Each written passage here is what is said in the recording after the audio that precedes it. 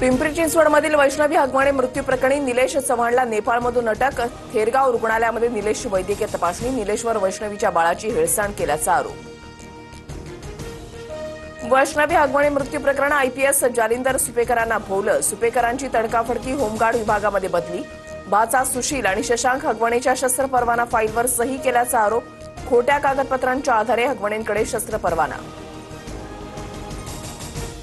अनेक महिन्यांपासून वादामध्ये असलेले धनंजय मुंडे मनशांतीसाठी इगतपुरीमधल्या विपश्यना केंद्रात। गेल्या 8 दिवसांपासून धनंजय मुंडे ध्यान साधनेमध्ये मग्न।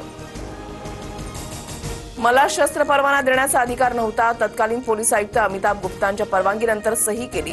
पोलीस अधिकारी जालिंदर सुपेकरांचं TV9 मराठीला स्पष्टीकरण।